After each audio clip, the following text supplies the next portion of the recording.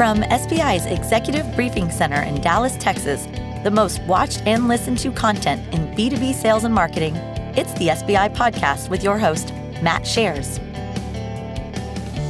Welcome to SBI TV, a weekly show dedicated to helping you make your number. Today we're going to explore how a Chief Revenue Officer navigates shifting market conditions and leads a full go-to-market transformation. Joining me today in the studio is Steve King. Steve's the Chief Revenue Officer of Hexagon PPM. Hexagon PPM is a leading global provider of engineering software for the design, construction, of operation of large plants, ships, and industrial facilities. Think about them as the guts to getting all of those things done. So Steve, welcome to the show. Thanks, it's great to be here. If you're watching or listening out there and you don't want to miss one of our shows, just go to the App Store, search for Sales Benchmark Index, and you can download the app. And you can use the notifications to bring our content to you in a way that you'd like it, while you travel, while you work out, or while you commute. Okay, let's get started.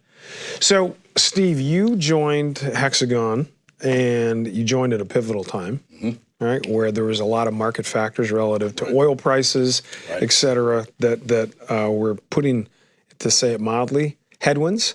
So I guess in this whole concept of laying out a transformation, how did you think about setting this fact base with the company to say, we got to go do this, while you've got all this stuff coming at you that's 100% out of your control? Yeah, so that's a great question. The company's actually been around 50 years, the division I'm in. So you can imagine the legacy culture, the pride, and being able to survive that long as a software company. The market conditions changed, as you called out, when oil prices collapsed. A lot of what we sold into slowed down. I mean, there was not the need to build as many large industrial facilities, plants, refineries, and those kinds of things as there had been, during the oil boom days. That's what really set us up to drive change.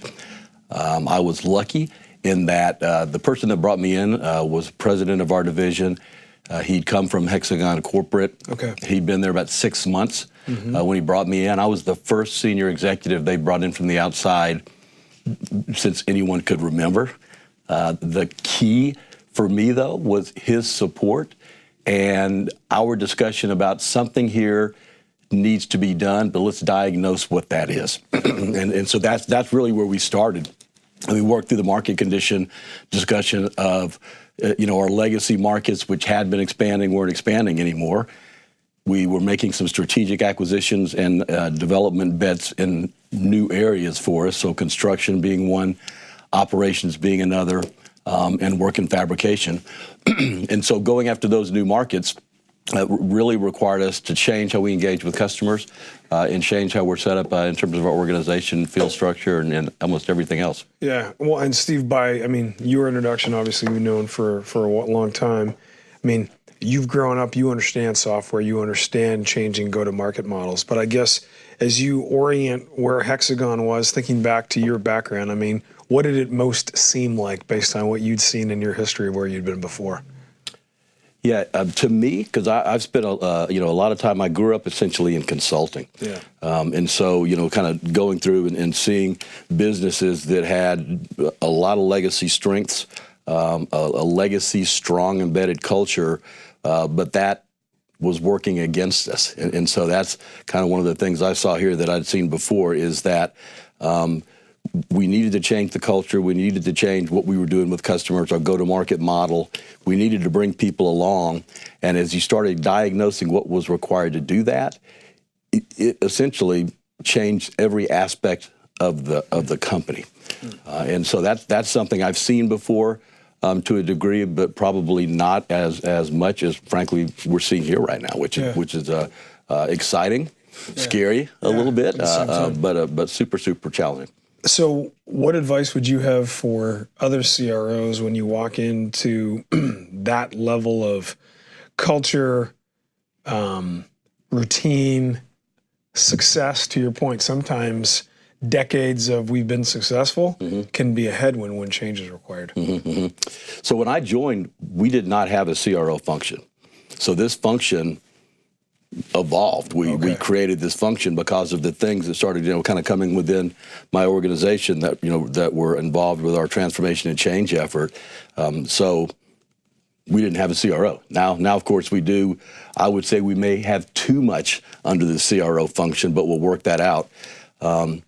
How did we get there? Well, we stepped back and we looked at the operating model of the company. That was really a first big step.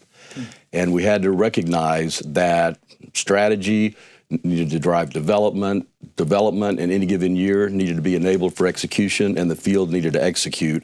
None of that is in terms, is groundbreaking, but it forced us to step back and say, if we clean sheet this, or if that's the approach we take, how would we do it today? And not hold any of the past as sacred, but then we've got to acknowledge that there's elements of the past that still work. So let's not break them, but let's clean sheet design the new organization. And from there, things just started falling into place. I mean, again, and how long did it take to, I guess, as I think about the internal team, then there's external change, but internally to reset the operating model? And when I hear that, and our listeners and viewers hear that, I think, okay, we used to look like this and operate like this. Right. We now look like this and operate like that. Yeah. Is that fair? Yeah. How long did that take? So the design work for that took us about 3 months. Okay. Now the execution piece of that took longer. Yeah. Well, it's still going on. Yeah. And it's one of those things, we designed the new operating model, we designed charters and what functions, were done where, how things interacted and operated, and then we had to reveal it to the organization. And that involved significant organizational shifts, new roles, new jobs, new ways of interacting. That was the piece that, you really got to think about how fast to move it or not how fast. We moved it fast because rather than drag this thing out 12 months, we announced it late last year. We started making the changes before the end of the year. So we entered this fiscal year with essentially the new structure in place. And then we've been building on that over the course of this year. And next year, we'll take it up another level. Got it. And has the external market noticed a change? Like, did you do anything to prepare them for that? Because people probably got to know you a certain way for decades. They have. So we have some new customers we're going after, so they don't really have a bias, if you will, in the operations area, construction area. So the big thing with them is exposing them to us.